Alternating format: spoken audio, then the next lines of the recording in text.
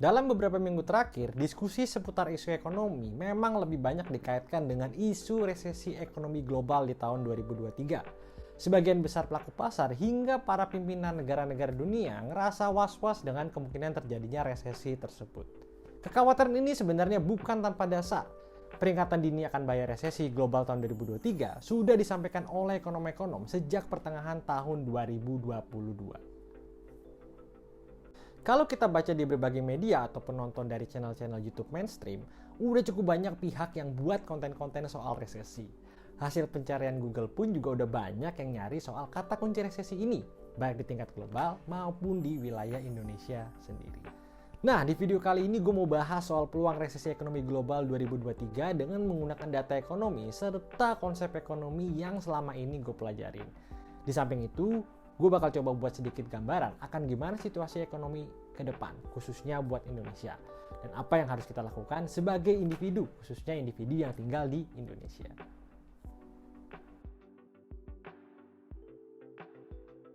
Kalau kita ngomongin soal resesi ekonomi, paling nggak kita harus tahu sifat alami dari sebuah siklus perekonomian. Siklus perekonomian atau biasa disebut dengan business cycle secara empiris terdiri dari dua fase, yaitu fase ekspansi dan fase kontraksi. Resesi sebenarnya adalah sebuah periode di mana fase ekonomi berpindah dari fase ekspansi yang sudah mencapai titik puncak atau prosperity-nya menuju ke posisi terendahnya. Dengan kata lain, resesi ini bisa diartikan sebagai kondisi perlambatan ekonomi yang memang terjadi selama beberapa bulan setelah sebelumnya mengalami fase ekspansi ekonomi.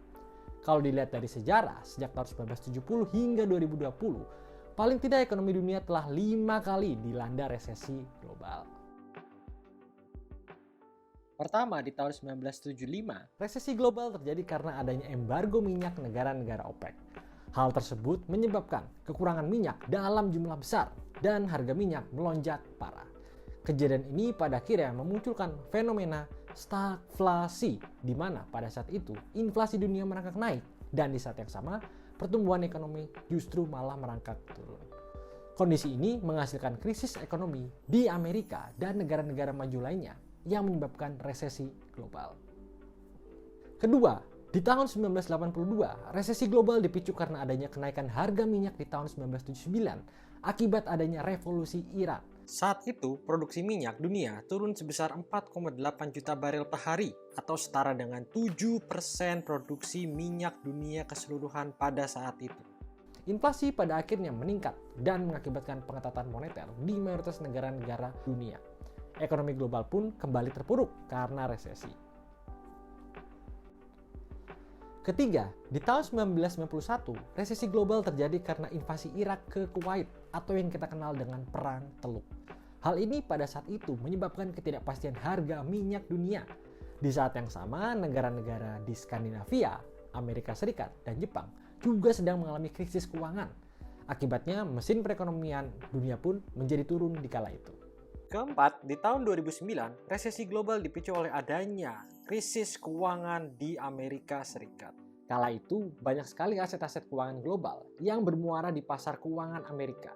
Tapi, aset-aset keuangan tersebut nyatanya adalah aset-aset yang tidak memiliki performa bagus karena memiliki risiko gagal bayar yang tinggi. Ketika gagal bayar terjadi di satu pihak, hal ini memberi efek negatif berantai yang luas dan dalam di sistem keuangan dunia, utamanya negara-negara maju. Di kala itu, perekonomian dunia akhirnya kembali dilanda resesi. Pusatnya memang terjadi di Amerika Serikat dan negara-negara dengan sistem keuangan yang cukup dominan dalam perekonomiannya. Kelima, di tahun 2020, resesi global dipicu oleh adanya pandemi. Tidak adanya aktivitas ekonomi di berbagai belahan dunia selama beberapa bulan menyebabkan resesi hampir terjadi di semua negara. Saat itu banyak orang kehilangan pekerjaan dan aset-aset keuangan pun juga mayoritas pada rontok semua nilainya. Nah, dari sejarah ini sebenarnya kita bisa lihat kalau resesi global terjadi karena beberapa faktor utama. Yang pertama adalah karena adanya shock dari harga minyak. Yang kedua adalah karena adanya kebijakan pengetatan keuangan atau kebijakan moneter secara global. Dan yang ketiga adalah adanya fenomena Black Swan atau superordinary event yang bisa menyebabkan perubahan secara cepat dalam aktivitas perekonomian seperti adanya perang, pandemi COVID, ataupun bencana berskala global lainnya. Dari negara-negara yang pernah terdampak resesi dunia, kita bisa lihat kalau mayoritas negara-negara yang cenderung diliputi oleh perang sipil ataupun perang antar negara, biasanya lebih parah terkena dampak dari resesi global. Kalau dilihat dari proses pemulihan pasca resesi global yang pernah ada, sebenarnya secara umum proses recovery sekilas seperti kurva berbentuk huruf K. Jadi memang ada negara yang recovery-nya cepat dan ada pula negara yang recovery-nya lambat. Ini sangat bergantung pada karakteristik serta struktur ekonomi masing-masing negara. Tapi di sini yang perlu kita pahami adalah dari beberapa jurnal ekonomi yang gue baca dan mengamati timeline kejadian resesi-resesi terdahulu, pada dasarnya resesi global muncul karena adanya akumulasi kejadian masa lalu yang secara signifikan bisa mempengaruhi arah ekonomi ke depan. Oke, selanjutnya kalau ngomongin resesi global 2023, menurut pemahaman gue serta data yang gue amati selama beberapa waktu terakhir, ada beberapa faktor yang bisa memicu resesi global kembali terjadi. Faktor pertama adalah adanya tren peningkatan inflasi dunia dalam kurun 1 tahun terakhir. Dari data yang gue himpun, memang kenaikan inflasi dunia ini cenderung dipicu oleh adanya supply shock ketimbang demand shock. Artinya, periode new normal dan kebangkitan ekonomi global pasca pandemi tidak diimbangi dengan penyediaan jumlah barang serta jasa produksi. Hal ini terlihat dari fakta-fakta global yang kita hadapi, seperti adanya kenaikan upah, kenaikan harga makanan, serta kenaikan harga minyak. Adanya inflasi yang tidak terkontrol ini sangat memukul aktivitas masyarakat global. Kondisi ini sangat mungkin bakal memicu pelemahan ekonomi di level dunia. Faktor kedua adalah perang antara Rusia dengan Ukraina. Adanya perang emang secara historis bisa memicu ketidakpastian di dalam perekonomian global.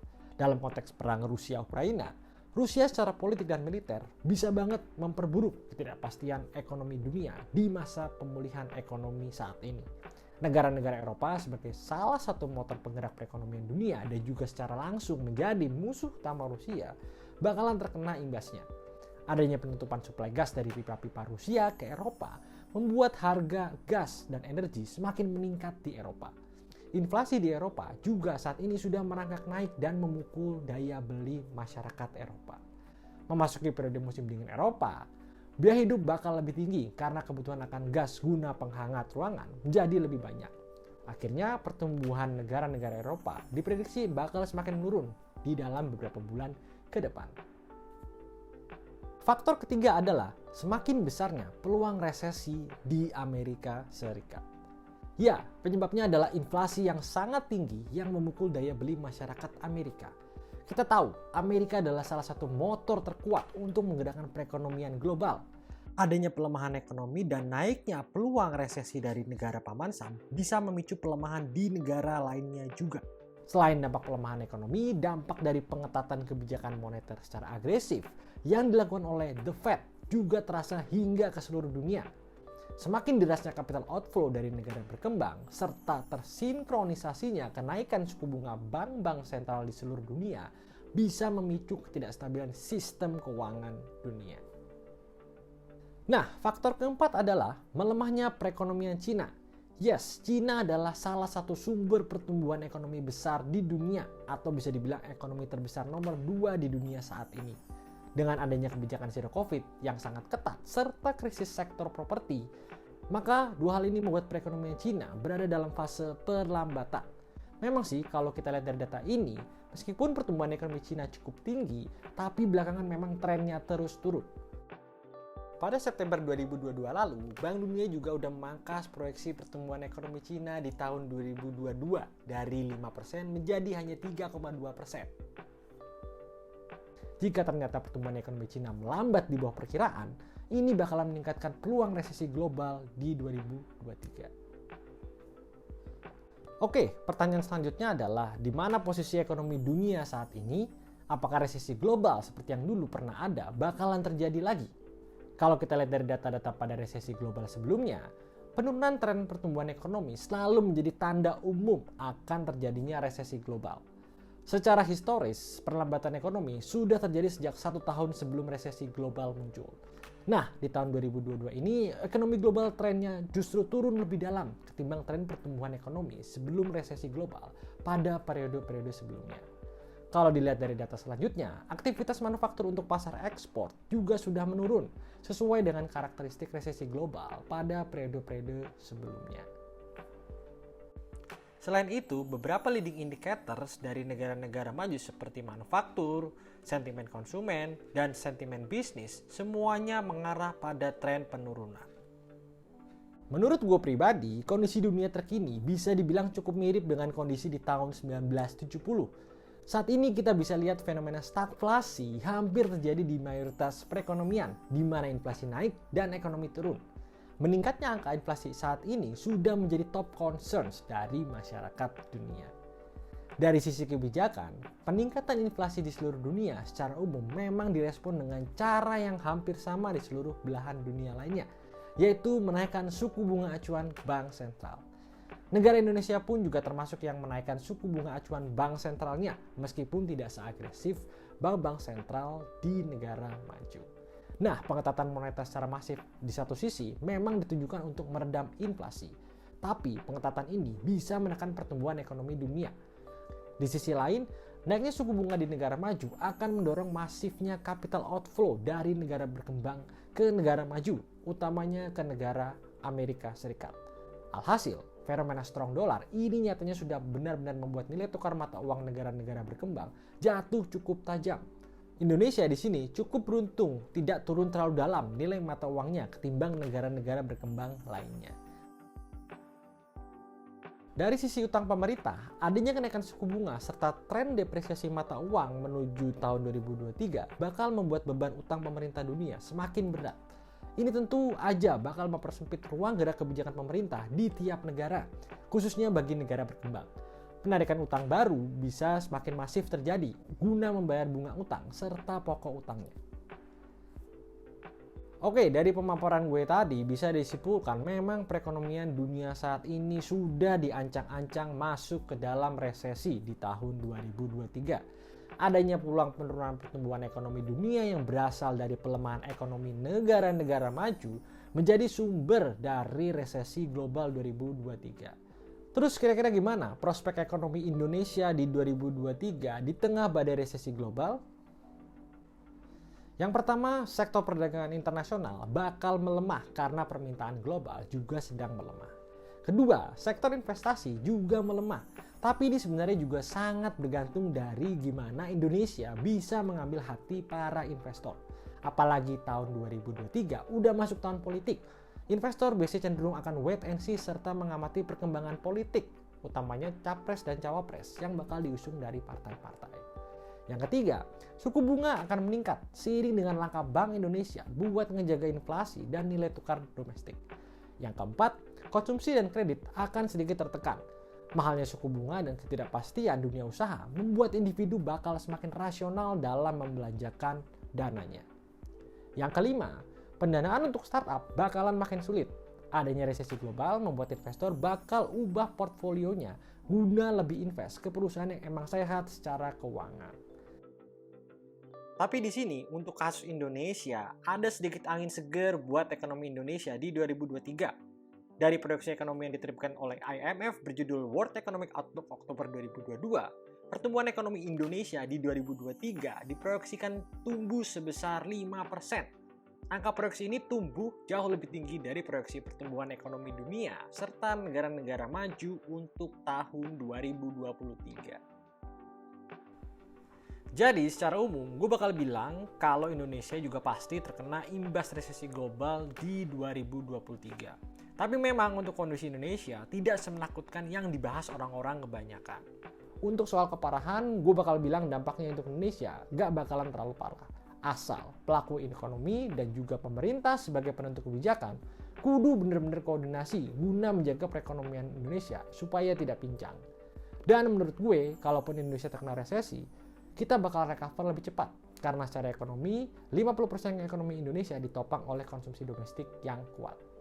Oke, finally, apa yang bisa kita lakukan sebagai masyarakat biasa yang tinggal di Indonesia buat ngadepin resesi global 2023? Pertama, update CV. Menurut gue, ini penting buat jaga-jaga. Adanya resesi global mungkin aja akan merubah struktur kebutuhan tenaga kerja di pasar. Update skill serta perbanyak koneksi lintas bidang bisa jadi penyelamat jika sewaktu-waktu PHK datang. Kedua, kurang-kurangin deh belanja tidak penting dan berbanyak kumpulkan dana darurat. Ketiga, kalau pekerjaan kalian memang tidak stabil, mulai deh bayar-bayarin utang sesegera mungkin kalau memang ada uangnya ya. Sekali lagi ini buat jaga-jaga. Siapa tahu PHK massal bakal terjadi di masa resesi. Keempat, tetap berinvestasi di aset-aset yang bersifat jangka panjang dan aman. Ya paling nggak hal ini bisa meminimumkan kerugian di periode resesi global 2023. Oke, segitu aja video gue kali ini. Thank you for watching. Semoga bermanfaat buat kalian semua. And see you in the next Trust Talk video. Goodbye.